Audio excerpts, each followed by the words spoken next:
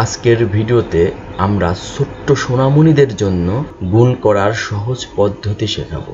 45 কে 34 দ্বারা গুণ করব। 45 কে 34 দ্বারা গুণ করার জন্য প্রথমে আমরা 4 এবং 5 কে গুণ করব। 4 এবং 5 কে গুণ করলে হয় 20।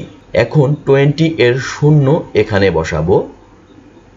শূন্য এখানে বসালে বাকি দুইটা আমাদের হাতে থাকবে, তাহলে হাতে থাকলো 2।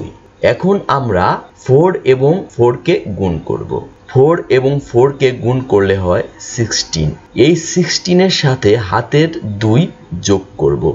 16 এর সাথে হাতের 2 যোগ করলে হয় 18। আমরা এখানে বসালাম 18। এখন দেখো 180 এর সর্বডানে আছে 0। 0 এর ঘরে সোজাসুজি আমরা ক্রস চিহ্ন দেব। এখন 3 এবং 5 কে গুণ করব। 3 এবং 5 কে গুণ করলে হয় 15। 15 এর 5 কে আমরা 8 এর নিচে বসাবো, হাতে থাকবে 1। এখন আমরা 3 এবং 4 কে গুণ করব। 3 এবং 4 কে গুণ করলে হয় 12। এই 12 এর সাথে হাতের 1 যোগ করলে হয় 13। তাহলে আমরা এখানে লিখব 13। এখন আমরা 180 এবং 135 কে যে লেভেলে আছে সেই লেভেলে রেখে যোগ করব। দেখো এখানে আছে 0, শূন্যর নিচে আছে ক্রস, তাহলে 0 শূন্যই বসবে।